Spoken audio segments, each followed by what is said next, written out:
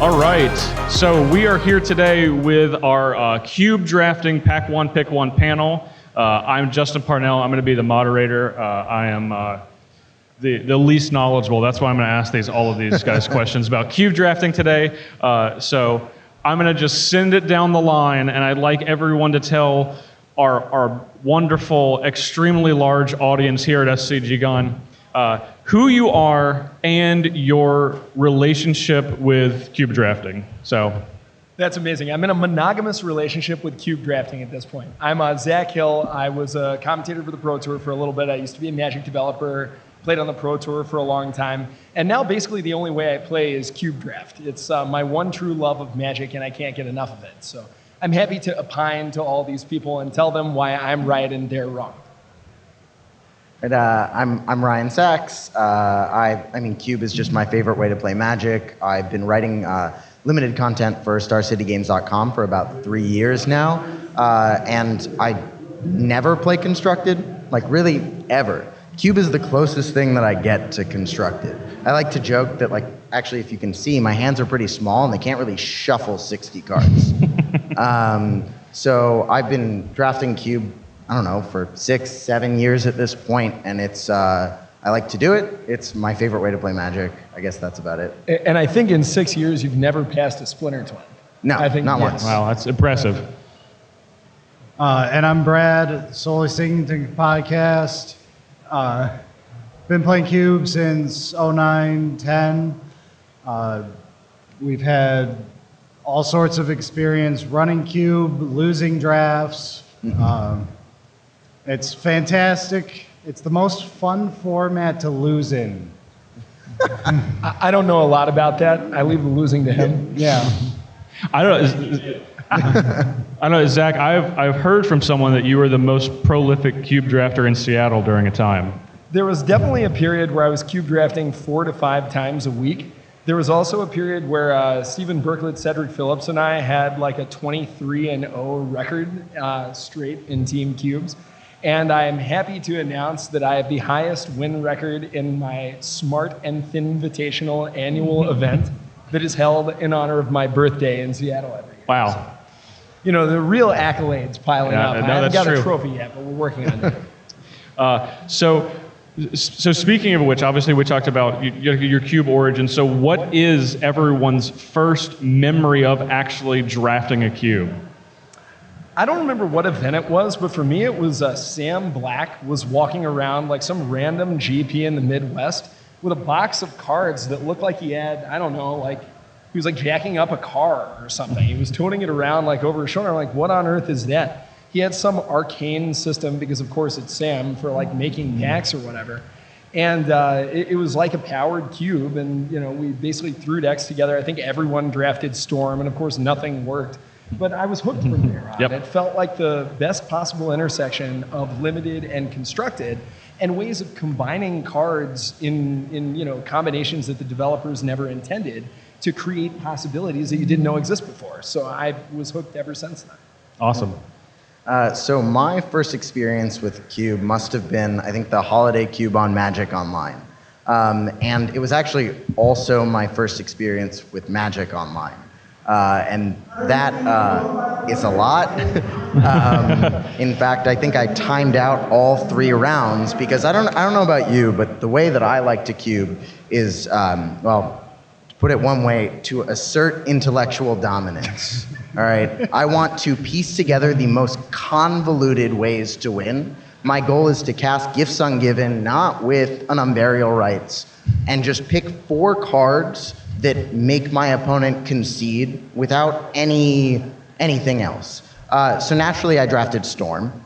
And I think every single match, while I timed out, it was trying to figure out how to click through all of the Storm triggers on the stack, and I would just lose, but I think I went 3-0. So that's my first experience with Cube. Great. Mine would have been a custom list on, it would have been the classic format, because at the time Power wasn't on MTGO, so it was a clan on MTGO. We drafted on like a it was like a text site where you had to like click links of the cards to make a list, and then on MTGO trade the clan lead for. I remember deck. this. I remember this. This is how we used to do it, and I distinctly remember. It may not have been my literal first draft, but it was in the first weekend. Pack one, pick one, Library of Alexandria. Passed it. Yeah. No interest. Just picked an acidic slime or some old like avalanche riders or something like land destruction. To blow up the library. Yeah, if only I knew exactly. how good that Yeah, no, was. you're metagaming the cube. That's Yeah, smart. that's definitely what was Big going brain. through my head at the time. Wonderful. So, obviously, the most common way, I think, especially with the advent of Magic Online, is just a standard 8-man draft. You're getting in a regular pod, just like regular limited, drafting, playing 3 rounds.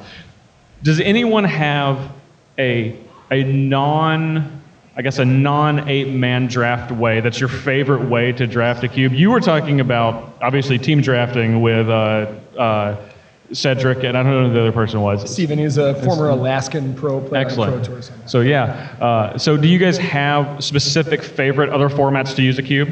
Well, I'll let Ryan talk about my favorite way, because as much as I'd like to claim credit for the format, because I'm first in line, I'll give it to the owner over here. But I guess my second favorite way is playing 3-on-3 team drafts, because it's a lot more of a zero-sum game, so you can engage in very aggressive hate drafting.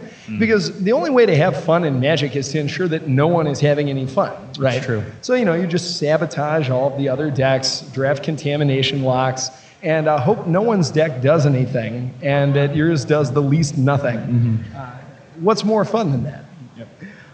So I think it's fairly common to have 2 people to do a cube draft. So for my personal cube, at least, I end up in a situation where I'm either with 8 people doing an 8-man draft, or I have a friend over and we want to play with my cube. Actually, I would love to take credit, as Zach said, but it was a friend of mine, Miles Hausman, that came up with the way that we draft my cube. It's, in my opinion, by far the most joy I've gotten out of any of the 2-player formats, because I feel like the decks that you draft are actually somewhat close to the power level that you get out of an 8-man pod. It's harder to draft aggressive decks because you don't see enough of the cube to get the density of 1-drops, but outside of that, you can still draft assertive decks in some way. So the way that this works is you make 3 piles. Each person gets a deck of 45 cards, and you make 1 pile of 81 cards that's sort of your central deck. And you do sort of a form of grid drafting where you lay out 9 cards face up. And each person now draws 5 cards from their deck of 45 cards. And if you think about the numbers, that means we're going to do this 9 times, right? 9 times 9 is 81, which is the central deck, and 9 times 5 is 45, which are the other decks. So all it is you have 5 cards in your hand, and there are 9 cards face up, and you have to swap a card in your hand with a card that's in the center. And you have to do this 3 times.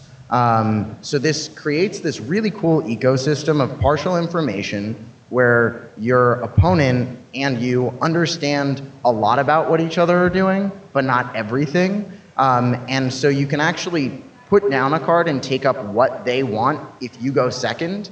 And then when you go last, you can put down that card to effectively hate draft it and take up something else that you want. And so once you're done with this, you end up with a ton of playables in whatever 2 colors you want, and usually a fairly cohesive and synergistic deck.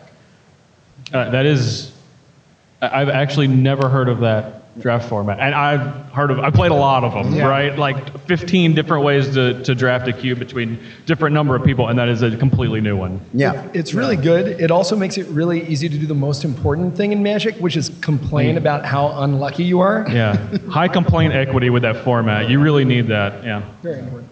So this works well. 6, 2, and mine's 4. So Wonderful. This actually works. We have a format we invented, sort of.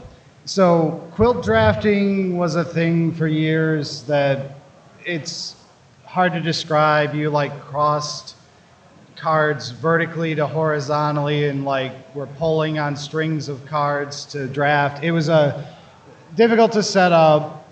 It's a low power format. So we invented something that's not rotisserie level draft, but it lets 4 people draft probably more powerful decks than an 8-person draft would normally do, but in the realm. It'll be the better decks you've done in an 8-man.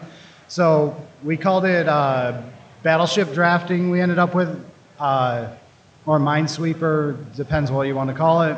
But you set out 9 by 10 face down cards. So you end up with 90 cards laying out face down. Reveal the outside row and the middle 2 cards, because there's 2 cards in the center. First person picks, they pick any face-up card. You take the card and then flip over any cards that are connected to it. And now the next person can pick any face-up card. And you continue like this. There's 9 picks, 4 times for 36, as long as my math still works. You end up with only 36 cards. You won't need more. You will not need more. It will be the hardest cuts you've done in a while. And you just do 4 of it, 4 people, so each person is first once. You can either do round and round, or you can do snake. It doesn't matter which way you go. We've been doing snake. It's been quite fun. But it's a really powerful format. It's not annoying to set up like with rotisserie. It's more just play like a giant grid draft. You can just get 4 people slapping the cards out real fast. The format is a talkative one. There's a lot of, hey, don't pick that. I'm not gonna pick the thing. There's great unlucky scenarios like we just talked about, where you go, important. All right, grabbing this, flip GT worm coil. Oh no. So it's a really fun format for 4 people. I really recommend that one. It's a long format to draft just because people will be talking and figuring out their picks. It's a good social format, and then you end up with powerful decks. So That's great. 4, I think, is often a very difficult number to cube with. Traditionally, 2 is really easy, 8's really easy, 6 really easy. Obviously, we just eliminate someone if they show up with odd numbers. Yeah. Everyone knows that. But I can't sit here and let you talk badly about my favorite way to draft cube, which is a rotisserie draft. I think I have done 35 or 36 rotisserie drafts ever, which is a lot, yeah. that's what you've been working on the last however many years? I love spreadsheets, and that is like the ultimate spreadsheet draft. Yep. So, but I won't take up too much of my time talking about rotisserie draft, but I just want to throw that out there since you were attacking it.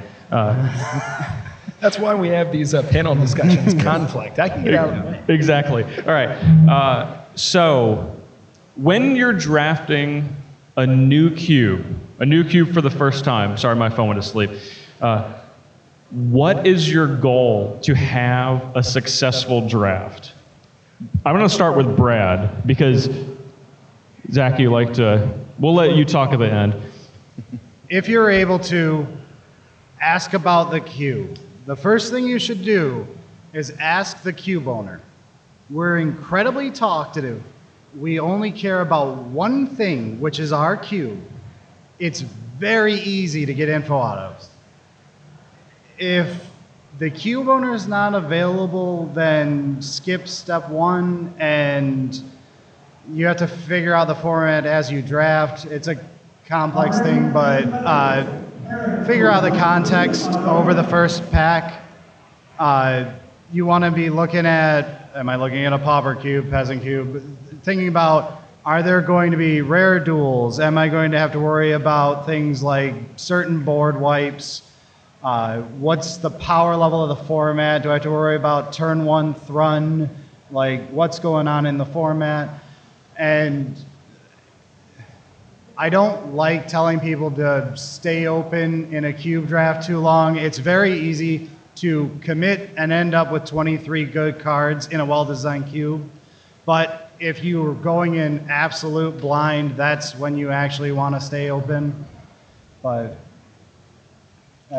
that's pretty much what I've got for if they're not available. But seriously, just ask the cube owner.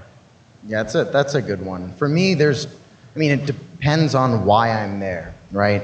You can consider the player's cube. That's what it's called, right? At SCG CON, there in the cube qualifiers, I'm playing to win, right? But most of the time, I'm drafting a new cube. It's a friend of mine's cube that they're getting a bunch of people together, and I'm drafting. And for me, as a cube designer, my priority at that point is to draft something that's not in my cube. Is to draft something that maybe belongs in my cube, but how am I supposed to know because I haven't done it? So I'm a lot more likely to sit down, see a card that I've never played with, think about how a deck includes that card and what that deck looks like, and attempt to piece that together so that I can learn. In fact, that's sort of how I approach most limited formats, is I want to get the most information possible in the smallest amount of time. So I take what I've never seen, what I don't know, and I see what I can do with it. If I'm trying to win, well, that goes entirely out the window. Usually cubes range from caring about speed to caring about mull drifters. The lower the power level gets, the more card advantage is going to matter, because all of the cards are like kind of dopey, and your Phyrexian Ragers are just going to trade, and that's how you're going to win.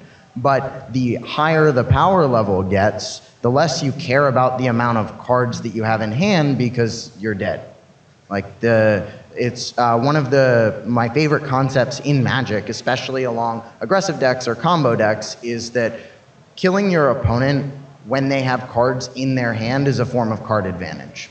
So once you get to the point where cubes are powerful enough to construct your deck to be that fast, then you care about Mull Drifter a lot less, because you spend 5 mana for a 2/2 and 2 cards, but those 2 cards aren't necessarily going to matter over the course of the game. So if I'm winning, I try and figure out how, where this cube sits between, the fastest possible and Phyrexian Ragers being your best cards, and then calibrate how I draft accordingly. That's a great answer. I have said before that when drafting a red deck, I always include Mind Twist in my deck. I just cast it at the very end of the game. Yeah. Well, I'm really glad I got to go third, because my strategy sits at the intersection of theirs. I first ask the cube designer what their cube makes possible, so that I know what I should be ignoring while I draft Mull Drifters, Mana Leaks, and Fast Mana Spells. But in all seriousness, it's really, really, really hard to design synergies in games, because the player who's trying to win's impulse fights what you as the designer want them to do. And the more cards in the cube are interaction spells that interact at a positive rate, the less likely it is that the beautiful creative thing that you as the game designer want to do actually happens. And especially for cubes that aren't often drafted amongst competitive players, a lot of the time, if you're trying to win, the neat interactions haven't been stress tested against people trying to break the format. And I usually, again, am much more interested in smugly telling everyone that they're wrong than I am in, validating their earnest and very sincere and very beautiful attempts to express their creativity through their love of this great game, Magic the Gathering. So I'm going to be the one casting Gravediggers and Mull Drifters and spell piercing whatever their 8 mana Planeswalker is. Wonderful. Yeah, I drafted with Brad yesterday, and there was so much table talk about all these crazy things everyone's going to do, and then I opened my pack and I'm like, Sulfurous Vortex. Well, it's time to be the police, I guess. All right, so Zach and Ryan, you both have played in a Cube qualifier this weekend. So I'm going to start with Ryan. And Brad, feel free at the end to chime in with your opinion, because time-honored tradition, tell them what they did wrong. But what was your strategy specifically, because I know that you are a student of limited formats, going into the Players Cube to try to qualify? Well, it was pretty coarse, might be the word. I guess I'm of the opinion in this cube, it is on the lower power level as a pauper cube, that this sort of concept of Mull Drifters, Phyrexian Ragers is where you're supposed to be. However, in my limited experience looking at it, it seems to be a bit more pronounced than I would originally expect. And I think that specifically has to do with the 3-drop creatures, where a lot of them, they're either, basically they fit into one of 3 camps. They either are a 3-mana 2/2 that bounces a creature, a 3-mana 2/2 that draws a card, or a 3-mana 2/2 that makes a 1/1. Right? That's about the camps that they fit in, and 2 of those make it really hard to be aggressive. The Phyrexian Ragers, you can still be aggressive, but when you're trying to play a Jackal Pup and your opponent plays a Jungleborn Pioneer, there's just nothing you can really do.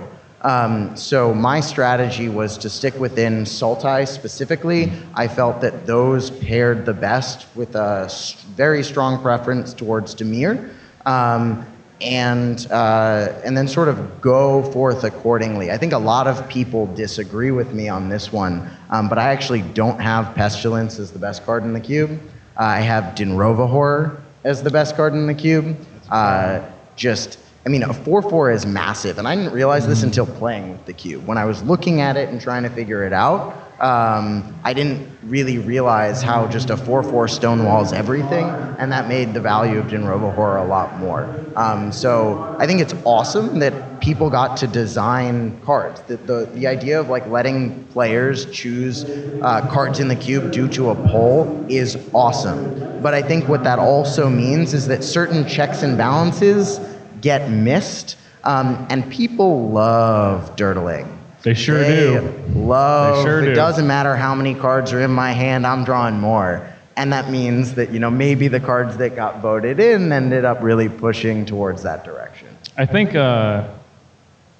obviously we're not here to talk about cube construction, but I think I probably agreed with a third of the votes. And obviously I'm partially responsible because I selected those cards, but I'm gonna let the community take that one on the chin for construction. So, Zach. Well, and I do want to give you a shout out because I definitely underappreciated how much counterplay there were to the baseline card advantage strategy. The 4/4 tramples in green are actually really hard to deal with. Cards like Triplicate Spirit and even Mog War Marshal make it hard to do the kind of 1-for-1 removal thing. So I definitely don't think that it starts and ends at like Sultai value, even though that's almost always where I'm trying to position myself in this cube. That said, I do think that the challenge of trying to pursue an alternative strategy is that not only is that strategy often dependent upon specific cards to be powerful, so the Trumpet Blast effects, for example, in the Triplicate Spirits deck, but also the card advantage deck has this secret secondary ability. It's almost like a split card, but for deck construction, which is that it never gets mana screwed, right? Because it has all these 2 and 3 mana cards that just draw more cards. Civic Wayfinder often literally gets a land. So when you're playing a strategy besides that, not only do you have to compete on the raw power level axis of someone just casting Exclude and you wanting to like cry into your sandwich and call your mom, or maybe that's just me, but also sometimes, like I played mono red in the top 8 last time, and I just mulliganed into Oblivion because I didn't have these super easy ways of fixing my mana while gaining card advantage. So I think it's possible to climb the hill, but I think it's a pretty tall hill to climb, I guess. Yeah, and I also want to say one more thing that's sort of related. I think that part of this really the value decks being so much better has to do with the way people draft it. I think I noticed yesterday a very stark difference in the way that the Swiss portion draft felt versus the way the top 8 felt. For example, I think it was very, very, very, very difficult to be mono red in the Swiss portion, where it was easy, and Zach capitalized on that to be it in the top 8. And the example I like to give for that is Lightning Strike. Lightning Strike, in my opinion, is not a good card in this cube. If everyone's playing a Phyrexian Rager, like, do you really want to spend 2 mana to kill a 2/2 that drew a card? No, you don't want to be on this 1-for-1 axis unless it's something like counterspells, because then you're at least, at parity. But people don't necessarily draft that way. They take their disfigures, their deadweights, their lightning bolts, their lightning strikes pretty highly because, according to the limited school of thought, it's removal. And what that means is the mono-red drafter, the aggressive drafters, aren't actually getting the density of ways they need to push through because other people are taking it from them. So when you get in a pod of everybody who understands that Lightning Strike isn't actually where you want to be, then the mono-red player can get all the Lightning Strikes, and then that equalizes this whole balance. Yep, I totally agree. Yeah. So I agree with the removal part and the 2-for-1s, but having not been on the front lines, I'm pretty sure the winning decks have been white splashing green, green. There was a mono red in the finals of the second one yesterday. Sure. So I'm not seeing the blue value decks end up in the top 4. The two decks that won were the first and second most aggressive decks in their pods. Yeah. And I think what that... For exactly what Ryan said, yeah. Yeah, exactly. One of the things I think that reveals is because so many of the players are operating with the same heuristics, they're fighting for one another, and being able to position yourself into an open archetype in the top 8, it seems like it paid off. Yeah. So, Brad, since you have not played in a qualifier yet, and you're up on this panel, and we're all discussing our opinions, what is your plan in 30 minutes? To O2 drop and go play more Cube. All right, that's solid. That's actually a solid answer. Okay, so let's talk about pick selections, because that is, a thing that cubers and cube owners like to talk about. So, all right, let's say we have a traditional cube, not pauper, not necessarily powered cube, but a traditional cube, over 360 cards, under 540 cards. How highly are you drafting the card Scalding Tarn? You don't know anything else about the cube. You open the cube, everything seems to be pretty even across the board. You have a Scalding Tarn. What do you do? From my perspective, I think it's a super viable first pick. It positions you into some of my favorite colors. It's good in both the really good aggro decks and the really good control decks. It allows you to splash value off the dual lands that you get subsequently, and it allows you to keep yourself open. It's not what I'm trying to first pick, but I've definitely done it before, and I would be very surprised to see it go later than like 4th, just because not only are stack lands good in general, I think it's arguably the best one. I'm not passing it. I think Zach alluded to the fact that I've never passed a Splinter Twin in my life. I've also never passed a Kiki Jiki in my life. I've also never passed a Deceiver Exarch in my life. And I'm not going to pass a Scalding Tarn, unless one of those other cards are in the pack, I guess.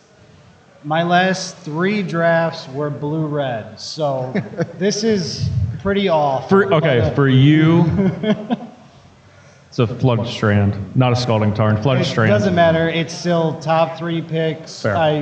I value fetches highly if there are fetchable duels. They're great in aggro, like Zach said. They're great in control. They end up in your deck almost every time. Off-color ones can still fetch your correct duels. It's so right that it's just hard to pass up. If you think you're going to be anywhere near that deck, it's a fine pickup. The second reason I actually think it's super important to take lands like that highly, and it's often really invisible, is that I draft aggro decks a lot. I mean, and I would take stuff like Thoughtseize over it, but I'd take it really highly. But the great thing about eating up all the dual lands that are good in aggro decks is that you can place opponents into these like unplayable aggro decks with just abominable mana bases, because you're just snapping up the battlefield forges for value, and suddenly they aren't able to position themselves into a monocolored aggro deck. And so that means that one of your potential opponents just has a non-deck And by taking the dual lands highly and taking a high density of them, you increase the likelihood that that's going to happen, especially in a non-powered environment. Right. And additionally, I think if you're not taking the good duels highly enough, the best example for why you should take them as highly as I think we're all saying is that you have so many playables at the end of any cube draft. It's if you never take lands, you can end up with 40 cards in your 2 colors, but you can't play that many. So if you take the dual lands really highly, you're still going to have 23, 24, whatever good cards at the end, and all it means is that you're going to cast those cards more reliably. You're not actually sacrificing anything. Yeah, I think newer players to Cube Draft are often scared to take a land over a playable card, even though they don't realize that at the end of the draft, that's going to be their 14th or 15th best card. And it's also going to be their first best land. So you have to compare those on a different axis. Okay, so same type of cube. Let's say similar to the Legacy cube on Magic Online. I think a lot of people are familiar with that cube. So no power, but it has cards all throughout Magic. What is a card that you could open up in Pack 2 that would make you completely change your strategy? And I know this is a very open-ended question because, I don't know, there's a lot of cards in Magic. But what is something that is pulling you out of an entire first pack for you to draft? It could either be something for an archetype that you like to draft or just on power level alone. Go ahead, Brad. Great. I know the Legacy MTO cube like the back of my hand. I don't know it either, but as far as like that type of power level, I think it's just a standard cube. I will always end up in a slow rolling control deck if I can, so like grabbing early Grave Titan, anything like that. Something where I can end up fair, Reanimator, any type of slower deck ends up pulling me in a direction real fast, but that's... So I have 2 different kind of answers to this question. Especially if you're considering a Legacy cube, there's a limited number of broken things that you can do, and the best of any of those are going to get me to shift. Thinking things like, again, I've said it a million times, but Splinter Twin, Sneak Attack, the card Reanimate, and Reanimate is sort of ties to my second point where Reanimate's actually really, really good in like a blue-black control deck. You're not a Reanimator deck, but you can still Thoughtseize your opponent's Grave Titan and reanimate it. You can still kill something that's valuable and get it back while also being able to get back your Haymakers if you need. And so Reanimate is a great example of, let's say I'm very much like some blue control deck through Pack 1, and I see a Reanimate versus a good control card. I'm going to take the Reanimate, and it lets me push towards something that's a little bit more broken without drastically changing anything. The cards that are going to make me drastically change are the best cards in their archetypes that I think I can hedge towards. Think Sulfuric Vortex, Upheaval, Splinter Twin, Sneak Attack kind of cards. We should be friends. That sounds wonderful. But not in the same draft. No. Stay away from my Reanimate, from my... I feel like I misnamed this panel. I should have made it Cube Drafting Splinter Twin. Zach? I think my heuristics are pretty similar to theirs. I mean, one of the reasons it's really great to take all those lands like we were talking about is that if you open up something that positions yourself like, hey, reasonably good in your deck, but very good in a set of other decks, you now have 2 archetypes you could choose from. I think the card this happens to me with the most is Balance. A, because you just get that card inexplicably late for no reason. But B, because it's trivially easy to splash into almost any deck. A lot of the dual lands that cast it are the dual lands that go later, like Scrubland, Temple Garden, stuff like that. And it also sets up these incredible combos with cards like Greater Gargadon, which you can often get very, very late.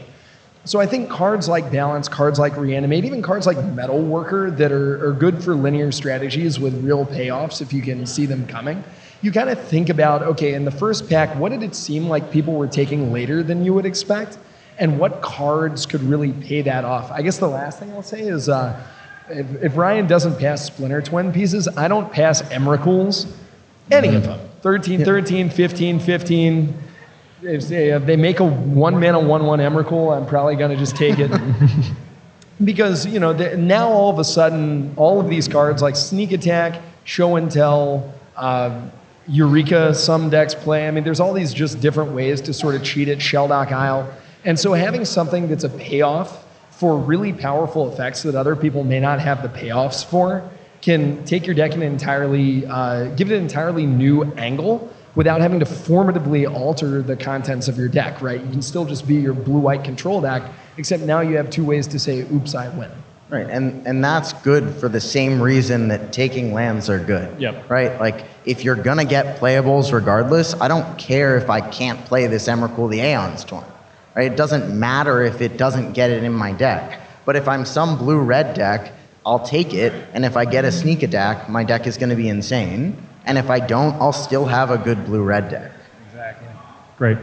So the cube draft for tomorrow afternoon is a powered cube. Now, it is different from a lot of other powered cubes in the way that it's very interactive. It is not. There's not 2-card combos. There's not necessarily combo decks like Storm and such. So high interaction, but still has a lot of restricted cards and vintage in it. So let's say you're getting ready to open pack 3. You've drafted like an Esper control deck, a lot of different mana pips in your cards. I see you probably know where this is going. Pack 3, you open Jace the Mind Sculptor, which is obviously going to be very powerful, and MOX Emerald specifically. MOX Emerald. Ryan, you gave the best reaction, so you can answer this one first. What are you taking? I'm probably gonna take MOX Emerald. I'm assuming that when you say a lot of color pips, we're not talking like Phyrexian Obliterator style, right? Like No. there's still colorless symbols, and it just increases the potential of, one, you get to be on the play on the draw when you have a MOX is one way of thinking about it, because you get to play your turn 2 play before your opponent does. Yep.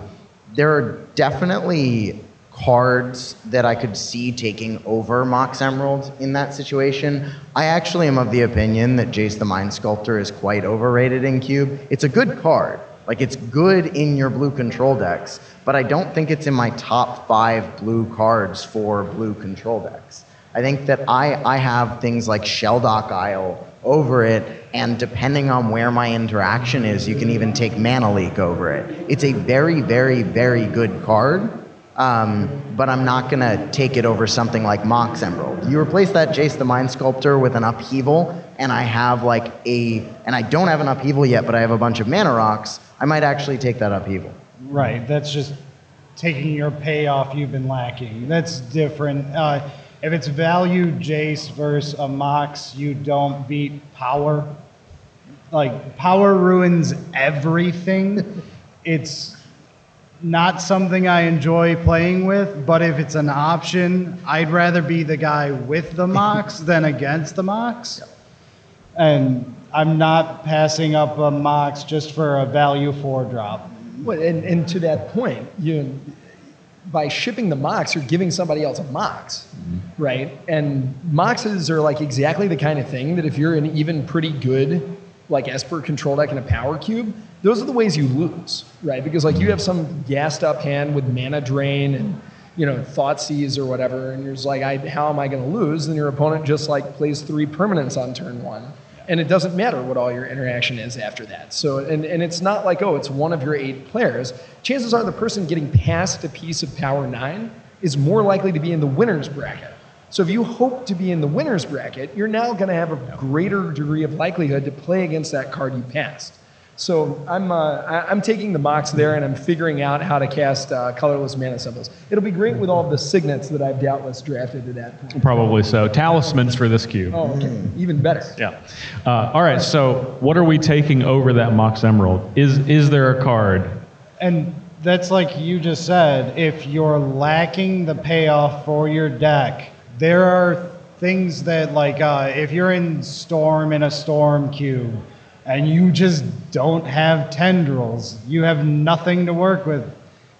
You need a functional deck before you can be picking the better card. But outside of that, there's very little like other pieces of power. What do you think? Yeah, I mean, I think I slightly disagree, specifically in the Storm example, because I don't think Storm is going to function very well without power. I think you could argue that Emerald is something that Storm may need, and you need to be in the position to wield the tendrils for your deck to be good. But I do agree with the premise. I agree that, like, if I'm Splinter Twin again, I would probably take the Twin over the Mox because I don't necessarily expect that to wheel in the same way that I would expect the tendrils to wheel. But there's a very small set of cards, and often it has to do with the intersection of how good I think my deck is. Like, if I think I drafted a deck that needs something, like a wildfire deck with no wildfires, that's maybe a bad example because maybe that deck needs to wheel the wildfire just like the tendrils. Exactly. But there's a set of cards. At least there's 2 wildfires. Yeah, yes. It's really hard to pass power. Yeah. It's just really hard. I mean, there's non-power like, Library and Soul Ring. Those are power. You know it is. We all know it is.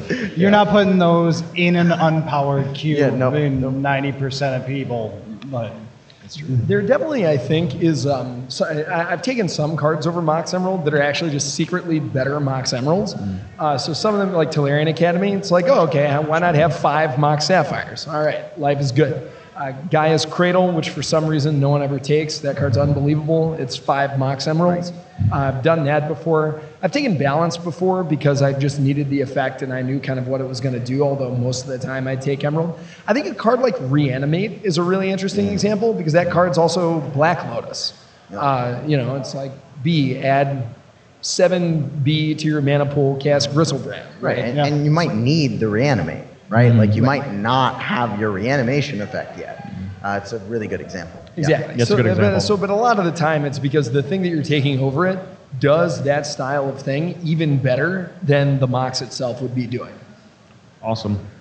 All right, last question. So for anyone watching or listening that has not drafted Cube yet, what is the pitch to get them to draft Cube? Brad, we'll let you start. Imagine the perfect format that you and your friends have control over. The cards you want to play, you get to play. You can set the power level. If you get sick of an archetype, so Splinter Twin that we've been talking about all day, isn't in my cube right now. Not because it's bad.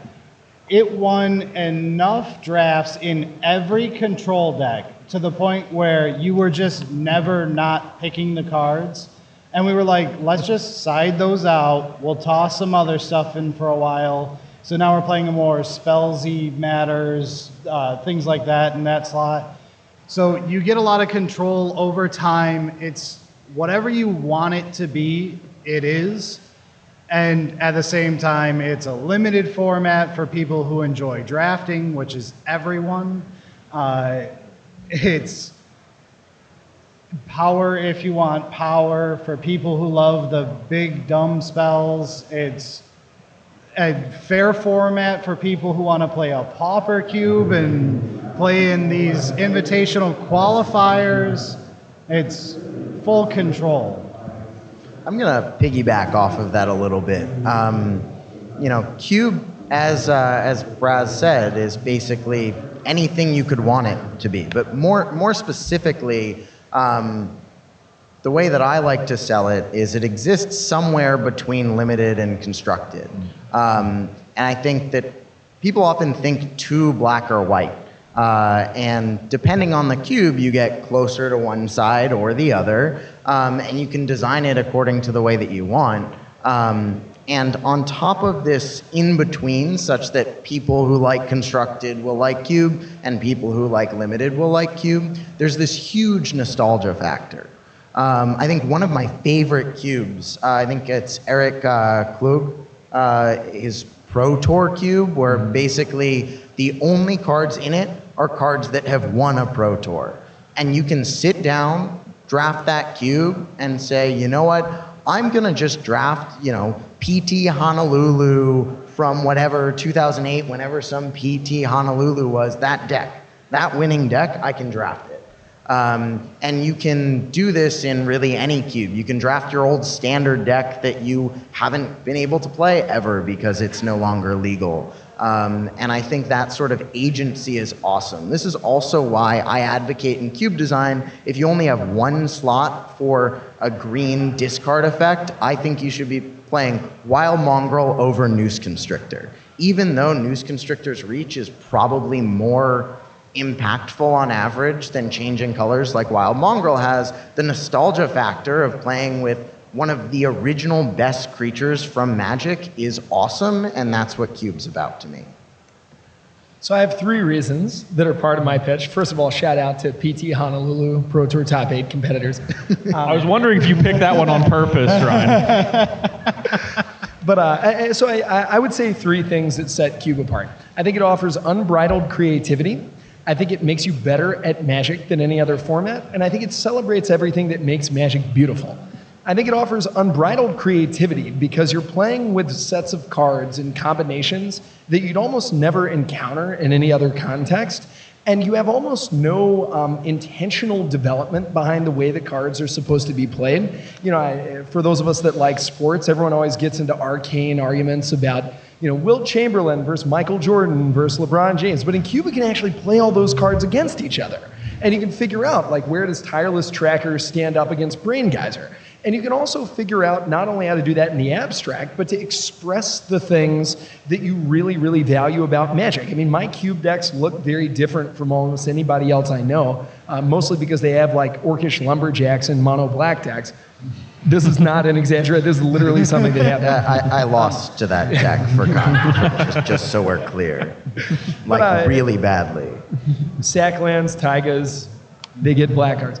So the creativity dimension's there, and I think it's awesome. That's related to why, B, I think it makes you better at Magic faster than any other format, because it really rewards a sound theoretical understanding of the game, because you aren't able to basically just say, Slither Blade's great because I've seen that be drafted a bunch.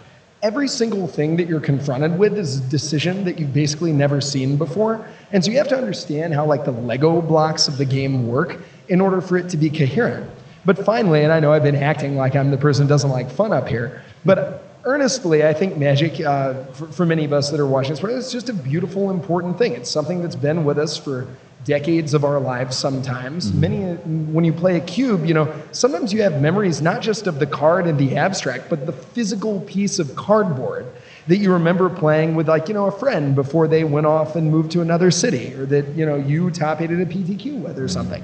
And I think it's, and the way that you play cube is usually not in a zero-sum competitive setting where you're just kind of trying to beat the other person. It's, usually a way of having an excuse to, come together on a weekend, hang out, and celebrate the people in your life who are valuable to you.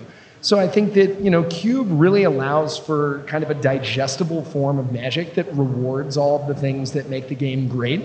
And it can do that in a way that's pretty easy and fun for everybody involved. So that's my pitch for Cube Draft. Wonderful. That's very good. And congratulations to the person who had over 9.5 on Splinter Twin. Who had that in the audience? That Ryan said Splinter Twin. Great. Congratulations. You've won Ryan saying Splinter Twin one more time. Go ahead.